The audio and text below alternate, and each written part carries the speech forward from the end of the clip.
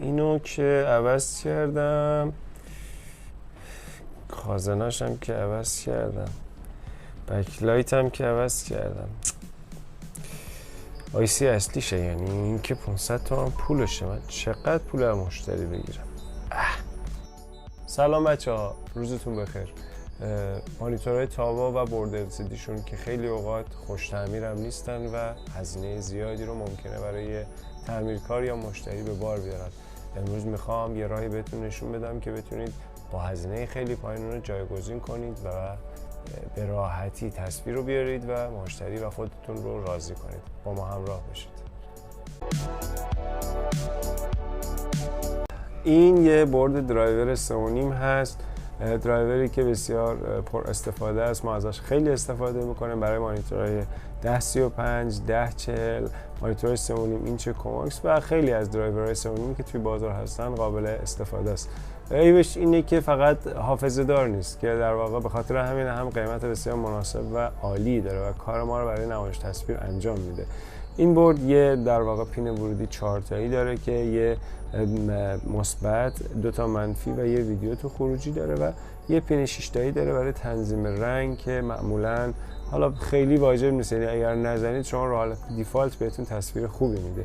یه دونه هم در واقع 6 7 پین حالا در واقع اینجا اینور داره که همین بوردها رو آوردن اینور و براش پین گذاشتن تا بتونید برای کارهای خاص دیگه هم استفاده کنید.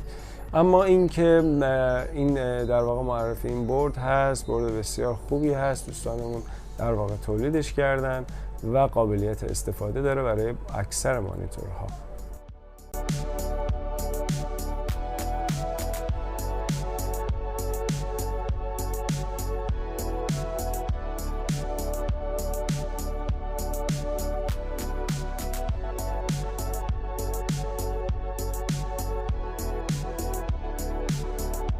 خب لحظه جا زدن سوکت و در واقع آماده کردن بورد هست. من بورد رو جا زدم، همونطور که میبینید پین مموری از کار میفته، پین در واقع وصل لوگو از کار میفته، پین رابط رفتن تو منو برای قسمت در واقع بورد حافظه دار از کار میفته و این سوکت هم غیر از یه دونش من خیلی باهاش کاری ندارم.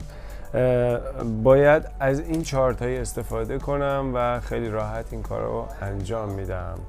خب ببینید این سوکت 4 تا سیم داره که رنگ قرمزش در واقع سمت چپیه، رنگ مثبت هست، قراره ولتاژ مثبت بگیره، سفید رو مشکی رو با هم دیگه منفی ما هستن، GNT حساب میشن و رنگ زرد تصویر ما هست و ویدیو حساب میشه.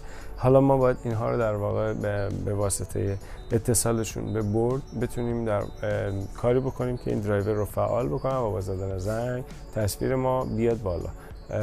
بهتون میگم چجوری این کار انجام بدید.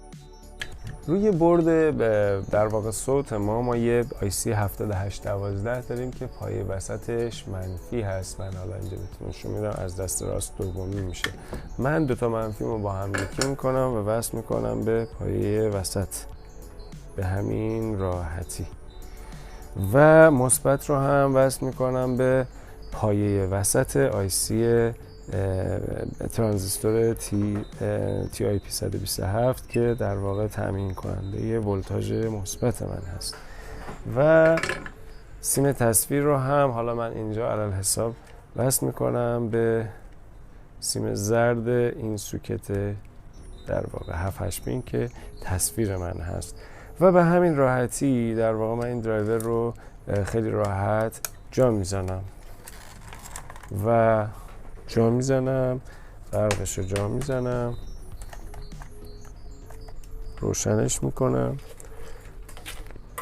و سوکت های پنل دم در رو هم جا میزنم تا اینکه این تصویر رو به من نشون بده. همونطور که مشاهده میکنید تصویر منو میاره و خیلی هم تصویر خوبی داره نسبت به این شرایطی که اینجا موجوده. امیدوارم که خوشتون اومده باشه و امیدوارم که تونسته باشه بهتون کمک کنه تا بتونید با هزینه خیلی کمتری یه در واقع تصویر خیلی خوب رو ببینید. ممنونم از اینکه ما رو لایک کردید، کامنت میذارید و امیدوارم مورد استفادهتون واقع شده باشه.